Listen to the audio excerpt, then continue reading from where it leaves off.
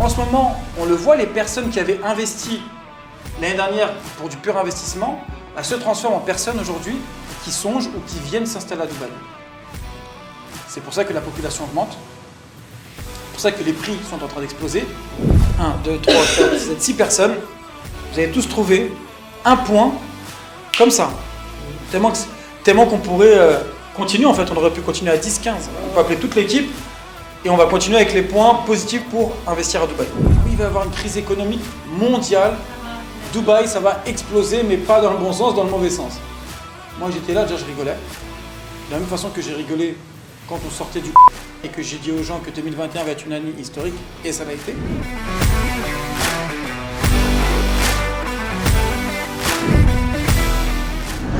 Donc les gens aujourd'hui, s'ils n'investissent pas à Dubaï, ils investissent où? Dites-moi, est-ce que vous avez des idées? Le Maghreb, la Floride ou Bali? Bali. Le Maghreb, c'est assez risqué quand même. C'est pas une source sûre encore. Mais il y a des... Voilà, Israël. Israël, trop cher. C'est dead. Trop cher. Trop cher et fiscalement, trop cher et fiscalement, c'est dead. Je pense que vraiment Bali et la Floride tiennent la Après, bourre. Floride, Moi, quand je l'ai, je me régale parce que je leur dis, la Floride, c'est pas compliqué. Regardez juste ce qui s'est passé il y a 3 semaines, 44 morts. On est passé d'un cyclone tous les 3 ans à 3 cyclones par an. Voilà. Et après, Bali, je leur dis. Et les taxes aussi en Floride. Hein. C'est-à-dire que ne serait-ce que tu veux t'installer, déjà tu poses un pied, tu payes une taxe que. Donc voilà, donc il y a ça, et après je leur dis l'Indonésie, l'Indonésie d'abord il y a l'aléa climatique, et en plus de ça, ça fait quand même un petit peu plus exotique que Dubaï. Alors attention, Indonésie par contre ça fonctionne bien. Oh, ça fonctionne très bien, il y a un rendement qui est exceptionnel. Il est dingue. Mais c'est quoi le prix en Indonésie? 29 ans. Voilà. C'est entre 25 et 30 ans, mais tu peux doubler et tu as des terres freehold. Par contre c'est 4 fois plus cher. C'est-à-dire que là on vous attire pour les prix à 300 000, 400 000, ça n'a plus rien à voir. Mais bon, après, j'ai envie de dire 25-50 ans, c'est suffisant. Ouais, c'est pas mal. Pour des maisons comme celle-ci, honnêtement.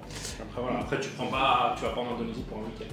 Voilà. Mais, tu vois, 3-4 jours, ça reste quand même. Dubaï, ça reste quand même beaucoup. Donc finalement, c'est quoi les avantages d'investir aujourd'hui à Dubaï? Je veux une réponse par personne différente. Fiscalité. Fiscalité. Rendement. Rendement.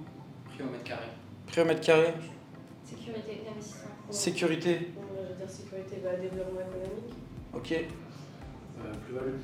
Plus-value. Et 1, 2, 3, 4, 7, 6 personnes.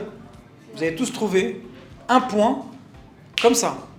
Tellement qu'on pourrait continuer, en fait. On aurait pu continuer à 10, 15. On peut appeler toute l'équipe et on va continuer avec les points positifs pour investir à Dubaï.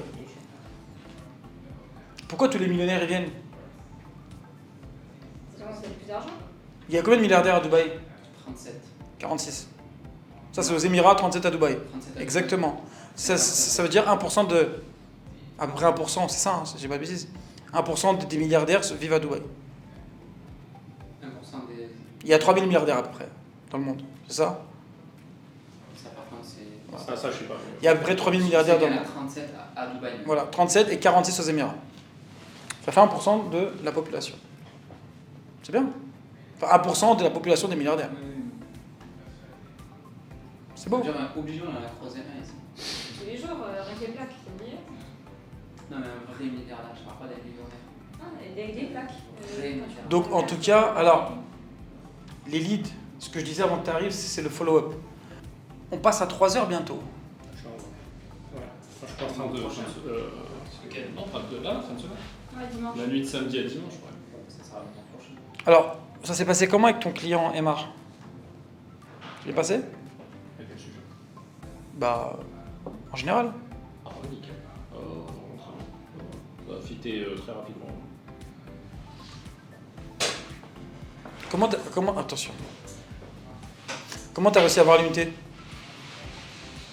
C'est Fatine qui l'a eu, parce qu'elle est restée avec le manager de l'inventaire jusqu'à 23h. Ok. Pourquoi elle a réussi à te l'avoir à ton avis? Parce qu'on lui avait mis une pression, on était 5 autour d'elle dans l'après-midi. Donc la pauvre, je crois qu'elle s'est dit, voilà quoi. Mais bon, elle nous a fait passer avant, je pense. Mais... Elle avait besoin de vous prouver. Ouais, je pense qu'il y a... Non mais pourquoi? Ouais mais voilà. On est totalement dans ça. Elle avait Pourquoi besoin des fois on arrive à avoir des unités, des fois on n'arrive pas à en avoir? Non mais là, la pression a été forte. Mais exactement. La pression a été forte sur elle. Mais des fois, vous voulez des unités et vous ne battez pas assez. Non, là, C'est-à-dire, vous avez le client, il est prêt à acheter. Et de toute façon, vous savez qu'à Dubaï, le problème, c'est pas avoir le client, c'est avoir l'unité. Et donc, des fois, vous avez le client, il est prêt à acheter, vous n'avez pas l'unité. Parce que des fois, vous n'êtes pas suffisamment insistant. Et là, il a fait quoi? Il m'a appelé. Il a appelé Yanis. Il a appelé Mohamed. Il a appelé Othman. On était 6 au Sales Center. Il est resté au téléphone avec le promoteur jusqu'à minuit. Toutes les heures, il a envoyé des messages. Il appelait. Et là, il se passe quoi? À la fin, promoteur. Allô Adil, j'ai ton unité. Adil, allô Mounir, j'ai eu l'unité. Voilà. Et là, vous ne perdez pas un client. D'ailleurs, faites attention avec ça aussi. Il y a des unités qui sont, et vous le savez, beaucoup plus prestigieuses que d'autres. Il y en a qui demain ne prendront pas de valeur. Il y en a qui demandent par contre, c'est-à-dire que vous allez avoir un amortissement qui fait que vous ne paierez pas le montant annoncé. Mais à la revente, ne parlez pas de plus-value. Puisqu'à Dubaï, le problème c'est quoi? J'ai l'impression que tous les agents de Dubaï disent à leurs clients que toutes les unités prennent de la valeur. 20% minimum.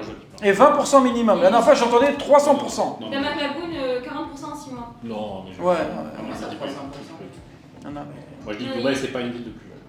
Alors, attends, Ça non, dépend. non, c'est Il y pas a non. des biens plus Tu peux pas dire valués, ça. il y a des biens Si, rentables. parce que, attendez, laissez-moi terminer ma phrase. Sauf que dans l'esprit du français, c'est effectivement, je vais venir acheter, soit de l'existant, pas de l'existant, je vais le retaper, je vais parier effectivement sur un quartier X ou Y, et sauf que lui ne va pas prendre en considération tout ce qui est qualité de promoteur, taille de l'immeuble, les rentabilités, etc., etc. Pour lui, c'est quasi automatique.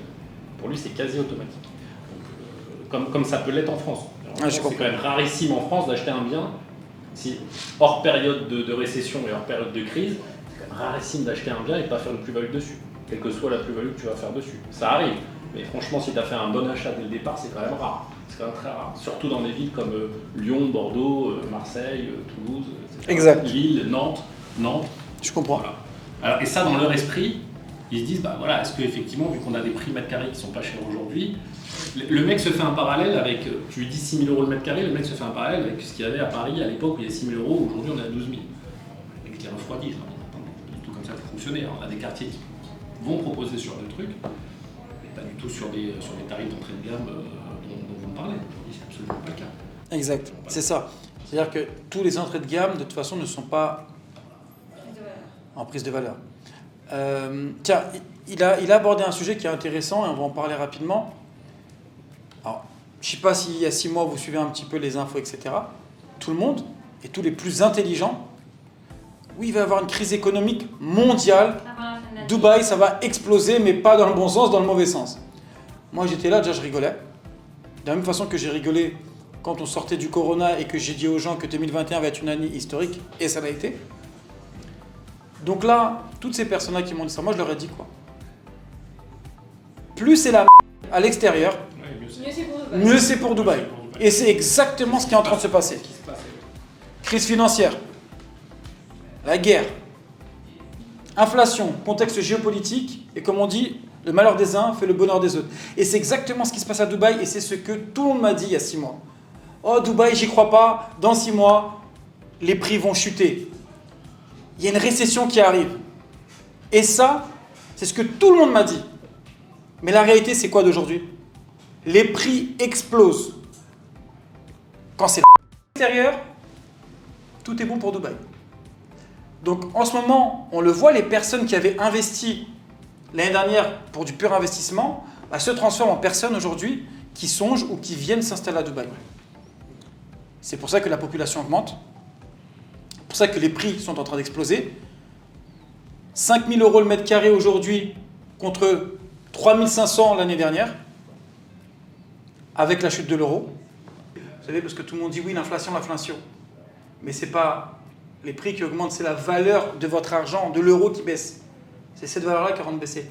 Et en ce moment, il se passe quoi avec les banques? Tout le monde a du mal à faire des crédits en France. Et quand on peut en faire, alors oui, si on passe par des CI, c'est un peu différent. Si on a une certaine antériorité avec sa boîte, là on peut aller faire des effets de levier avec la banque.